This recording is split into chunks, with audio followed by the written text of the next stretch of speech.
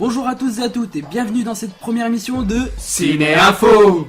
Si je vous parle de torture sanglante, d'histoire psychologique et de tueurs au puzzle, vous aurez compris que le sujet d'aujourd'hui concerne la très célèbre saga Saw. cette série de films représente presque 871 millions de dollars de recettes. Et près de 120 millions de spectateurs à travers le monde. Les films Saw racontent l'histoire d'un homme appelé John Kramer, atteint d'un cancer cérébral qui, avant de mourir, veut tester la nature humaine en torturant des gens, en les enfermant dans des pièges dans le but de faire sortir leur volonté de vivre. Certains arrivent à s'en sortir, mais d'autres pas. Pour l'instant, on peut compter 7 films Saw. Saw, Saw 2, Saw 3, Saw 4, Saw 5, Saw 6. Ouais, à la rigueur pour les barbecues entre amis. Et Saw 3D, chapitre final. Ces films sont généralement considérés non seulement comme des films d'horreur, mais ce sont aussi des thrillers, dus au suspense et à l'aspect psychologique de l'histoire. En conclusion, il s'agit de thrillers horrifiques. En gros, c'est ça. Leurs dates de sortie au cinéma sont différentes en France par rapport aux États-Unis, souvent de quelques semaines, voire un mois, voire plus. Je prends ma feuille parce que j'ai pas envie de les retenir les dates, donc si vous voulez aller pisser, boire un café ou fumer une clope, c'est le moment. Vous êtes encore là? Ok, c'est parti. Alors, le premier volet est sorti le 29 octobre 2004 aux États-Unis, alors qu'en France, il a fallu attendre le 16 mars 2005.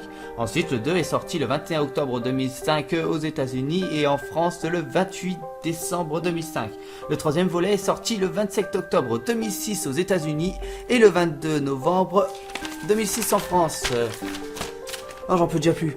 Le 4 est sorti le 26 octobre 2007 aux États-Unis et le 21 novembre 2007 en France. Le 5 est sorti le 24 octobre 2008 aux États-Unis et le 5 novembre 2008 en France. Le 6 est sorti le 23 octobre 2009 aux États-Unis, le 4 novembre 2009 en France. Le 7 est sorti le 29 octobre 2010 aux États-Unis et le 10 novembre 2010 en France. En gros, si j'ai bien compris, aux États-Unis, les sorties ont été arrangées pour que les films sortent une semaine avant Halloween tous les ans. Je pense que c'est pour bien célébrer cette fête. Je le pensais aussi, ouais. En France, la censure était de moins de 16 ans, sauf pour le 3 qui lui fut interdit aux moins de 18 ans. Dû à la présence d'une grande violence, enfin, soi-disant, moi je suis sûr que c'est dû à la présence d'une femme nue. Mais quand je dis nue, franchement c'est vraiment nu comme un verre. Ah, c'est pour ça que t'aimes bien regarder ce film. T'es pas sérieux là en disant ça? Bah tiens. Enfin bref, sinon, aux États-Unis, les films étaient censurés au départ au moins de 17 ans. Et suite à de multiples manifestations, la censure américaine a finalement accepté de la descendre au moins de 17 ans, sauf accompagné. Moi franchement, je dis Vive l'Amérique! Après vous avoir présenté la saga complète, nous allons passer maintenant à la partie la plus intéressante. les anecdotes des films de la saga.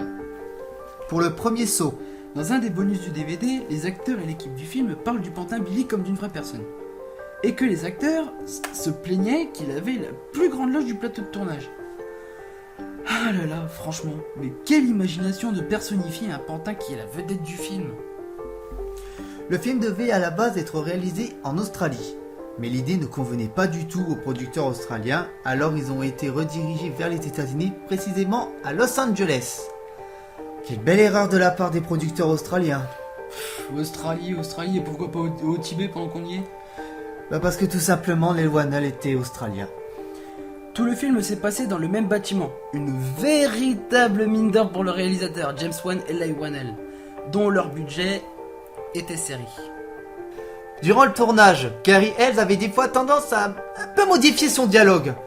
Pour se venger, l'équipe du film avait rajouté des pages par-ci par-là, en plus dans le script lors de la scène de l'interrogatoire, mais qui n'avaient mais aucun sens avec l'histoire, juste pour déstabiliser l'acteur. Cette combine marcha mais à merveille. Et heureusement que le réalisateur, après avoir bien ri, lui avait annoncé que c'était une blague. Ah, quelle super équipe, On peut dire qu'ils ont tous gardé une âme d'enfant. Tobin Bell, l'acteur principal qui joue le rôle du tueur au puzzle, durant la scène de la salle de bain, qui je vous le rappelle, est le principal décor du film, a dû supporter de voir de tas d'objets passer au-dessus de lui, du genre cassettes, scie, photos, et apparemment il y a des objets qui l'auraient probablement touché. Oh là là, le pauvre gars quand même. C'est sûrement lui qui a dû avoir le rôle le plus difficile. Lors de la scène où Gordon se coupe la jambe, bon, bien entendu, la scie ne coupe pas, on est bien d'accord. Enfin presque, car l'acteur a quand même réussi à s'écorcher la jambe. Sachant que le sang qui giglait venait du tuyau relié à la scie, le faux sang du film a été combiné avec le vrai sang de Cary Elwes. Quel dangereux métier qu'être acteur dans Saw. Surtout que pour les chaînes, il était seulement tenu par des clous. Mais voyant que ça tenait pas trop, l'équipe du film avait mis un clou plus gros. Mais c'est resté coincé dans la chaîne de Cary. Il a vraiment pas eu de chance pour ce film, c'est le moins qu'on puisse dire. Pour les scènes qui sont enregistrées par caméra de surveillance, elles n'étaient prévues que pour la sécurité de la scène. Mais voyant que certaines scènes ne collaient pas, ils se sont servis de ces rares moments qui pourraient coller au film, afin que les scènes puissent devenir crédibles. Souvent détesté, là on peut dire que le réalisateur était bien content d'avoir mis cette caméra. Tiens d'ailleurs, en parlant du tournage du film, il n'a duré que 20 jours. Autant dire qu'ils n'ont vraiment pas chômé là-dessus. Jess Wan et Leigh Whannell ont eu beaucoup de mal à financer ce film et ils ont été jusqu'à s'endetter. Non mais vous vous rendez compte? Ils ont été jusqu'à hypothéquer leur maison, ils ont juste eu assez d'argent pour faire un petit court-métrage sur DVD qu'ils ont présenté à Greg Hoffman qui a accepté de produire le film et qui deviendra d'ailleurs le producteur de ce premier volet d'une future saga. Reprenons notre sérieux et passons tout de suite au deuxième volet. Sachant que dans le premier volet, la salle de bain était dans un état mais vraiment pittoresque. Le nouveau réalisateur a voulu aller encore plus loin, en essayant de rendre la maison où se déroule le jeu comme si elle était en train de pourrir. Mais vraiment à l'état délabré. C'était de l'effet visuel, mais même les acteurs n'osaient pas toucher au décor tellement que c'était réaliste. La salle de bain du film Saw 2 est une réplique parfaite de celui du premier volet. Mais n'ayant pas fait de plan dans le premier par faute d'argent, tout avait été refait selon des photos de tournage. Je veux dire, un vrai travail de titan, en tout cas pour les décorateurs. Vous vous rappelez de la scène où Amanda tombe dans la fosse à seringues, qui, ce piège, était destiné à Xavier? Eh ben, savez-vous que dans cette fosse à seringues, toutes les seringues n'avaient pas d'aiguille? Bordel, les tricheurs! Et aussi, au départ, 20 000 seringues avaient été demandées. Trop peu. Ensuite, 40 000. Encore insuffisant. Ensuite, 60 000, ce n'était pas encore assez. Donc au total, c'est 120 000 seringues qui se trouvent dans la fosse. Qui a amené un manque de seringues dans les hôpitaux? C'est ça. L'affiche originale du film avait affolé la censure à cause des 2 doigts coupés présents. Mais comme on sait, ils ont fini par accepter, mais moi perso, ça m'a jamais choqué. Et vous? C'est bien ce qui me semblait. Et toi, ça t'a choqué? Pas du tout. C'est bien ce qui me semblait aussi. Bon, passons à la suite. Dans la scène où une femme reste accrochée à une lame de rasoir, d'ailleurs, beaucoup de monde ont dû se dire qu'elle était un peu conne d'avoir mis la deuxième main, vu que l'antidote était perdu d'avance. Moi je dirais que si elle avait réfléchi 2 secondes, elle aurait peut-être vu la clé accrochée en haut à l'intérieur de la cage. Ah là là, mais qu'est-ce que les gens peuvent être cons. Après avoir fini le deuxième saut, voici le troisième volet. Lors de la scène où on voit des cochons se faire étriper et que du jus de cochon pourri atterrit sur un mec accroché en bas d'une machine, le réalisateur était mort de rire en voyant l'acteur se prendre ce liquide, si on peut dire, sur la tronche. Franchement, sympa de rigoler de la souffrance des autres. Je tiens à féliciter Debra Macabre pour sa performance dans le film. Vous voyez pas de qui je parle? C'est la femme qui est nue dans une salle réfrigérée. Je tiens à préciser à vous, les hommes, qu'elle est bel et bien nue dans la séquence du film. Donc, messieurs, n'hésitez pas à repasser cet extra en boucle. Bon, je vous précise, c'est une petite touche d'ironie. Si je vous montre cette torture, si je vous demande où est-il attaché précisément, vous allez répondre tendon d'Achille, triceps, main des 2 côtés et la mâchoire. Eh bien, en réalité, le dernier n'est pas accroché à la mâchoire, mais à une dent. Franchement, qui l'aurait vu dans le film? Personne, je le savais. Vous ne savez peut-être pas, mais la suite des épisodes n'ont pas été réalisés par n'importe qui comme on pourrait le croire. C'est surtout une histoire de famille, parce que le 5 a été réalisé par David Hackle, qui n'est autre que le producteur exécutif du film, et le 6 et le 7 par Kevin Greutert, qui est le monteur du film. Sans plus attendre, passons au 4e volet. La scène du piège du lieutenant Matthews fut très dure à réaliser à cause de la glace qui fondait. Les scènes ont dû donc être tournées dans l'ordre, ce qui n'est pas habituel dans le monde du cinéma. On espère juste que le réalisateur n'a pas perdu son sang-froid ce jour-là. Franchement, qui n'a pas grincé des dents en voyant cette torture? La torture du couple transpercée par des pics, j'avoue que les concepteurs ont été ingénieux sur les gestes et les accessoires. Car sur certains plans, ils glissent seulement leurs mains sur les pics, ou ils font glisser une barre emboîtée dans une autre, comme un tube. Franchement, chapeau, ça a été très bien pensé. Dans le premier piège que l'on voit, je vous rassure tout de suite, les deux hommes n'avaient rien de cousu. Non, je vous prends pas pour des idiots, c'est juste pour spécifier que le mec qui a les yeux cousus avait en réalité, durant toute la scène, les yeux fermés. C'était du maquillage. Bon, en gros, il jouait les somnambules. J'avoue qu'il était quand même un peu violent, le somnambule. Au début du tournage, le réalisateur eut un gros problème sur le net. Un internaute avait mis une information sur le film disant que Hoffman reprendrait l'œuvre du tueur puzzle.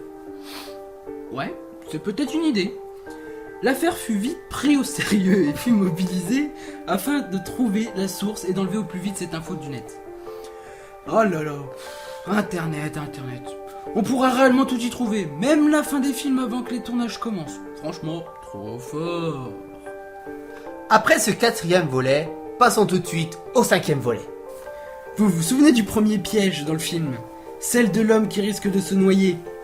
Est-ce que ça vous revient? Eh bien, c'est une des scènes qui a été la plus dure à réaliser, puisque l'acteur pouvait mourir à tout moment. Si les mesures n'étaient pas respectées, bien sûr.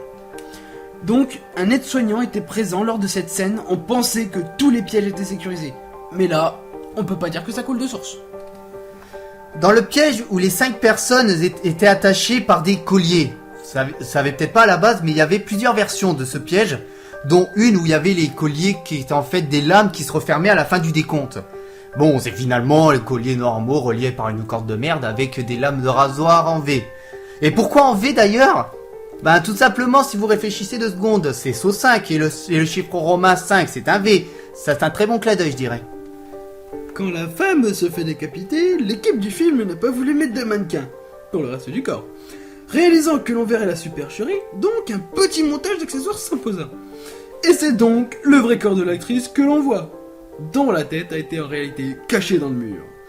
Franchement, c'est en perdre la tête, hein. Alors, Scott Patterson, celui qui joue le rôle de Peter Strahm, ne connaissait pas la fin du script, hein. Pauvre gars. Quand il vit qu'on faisait un moulage de son bras, il a demandé à la femme qui faisait, il disait mais pourquoi tu fais ça? Et elle lui répondit, t'es pas au courant, tu meurs? Mais l'acteur, mais il est éclata de rire. Et ces morts joyeux, c'est rare de nos jours. Costas Mandylor, lors de la scène du cercueil, avait exigé du vrai verre. Mais étant très à cheval sur la sécurité, le cercueil était rempli de verre en caoutchouc. Bah putain. Ah, franchement, je suis un peu sur le cul quand même, hein. Bon, en tout cas, j'espère que l'acteur s'en est remis de cette déception, hein. Vous avez aimé le 5e volet? Alors vous allez adorer le 6e volet. Connaissez-vous Tanetra Howard? Vous allez répondre qu'elle a sûrement joué dans ce volet. Mais pourquoi parler d'elle? Eh bien, cette femme a été auditionnée à partir d'une télé-réalité aux États-Unis, appelée Scream Queen. En traduction qui veut dire la reine des gueulardes. Où la gagnante était celle qui aurait le plus beau physique. Oui, bien entendu. Mais aussi le plus beau hurlement. Pour ceux qui ne se souviennent pas de quel rôle elle jouait dans ce film, eh bien, c'est la femme qui doit se couper l'avant-bras au début du film.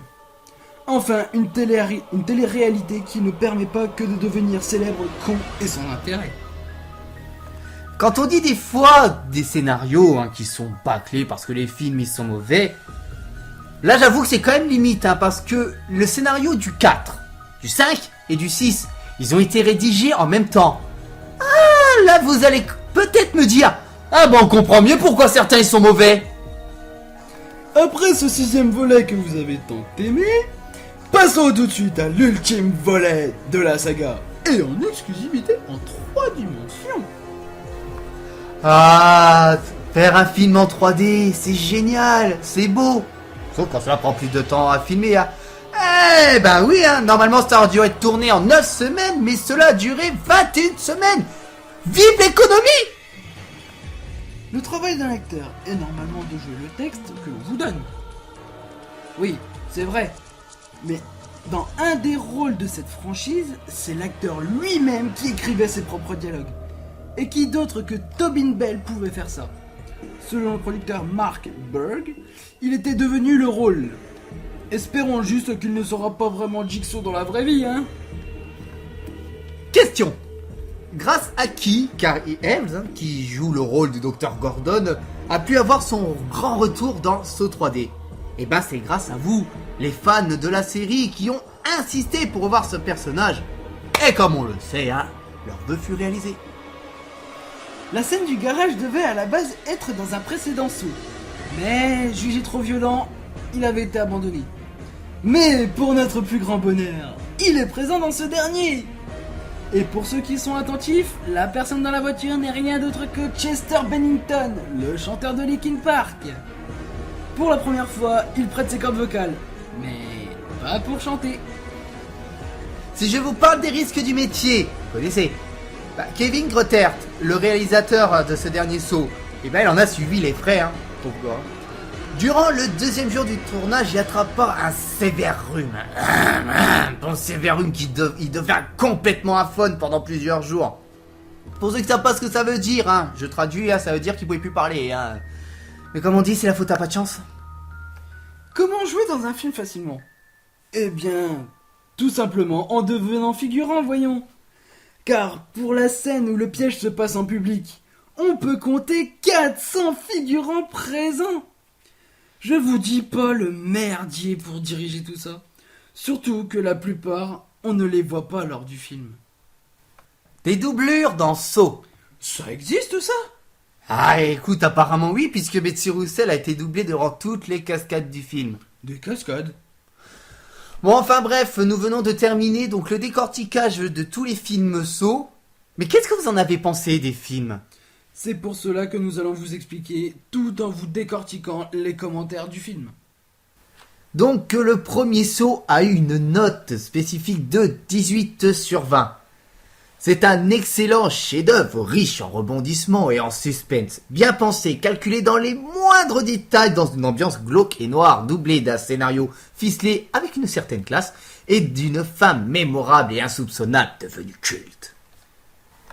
Ensuite, pour ce deuxième volet, qui a eu une note de 16 sur 20, c'est un coup de cœur très divertissant et très intéressant, étant plus gore et ayant plus de suspense que le précédent film.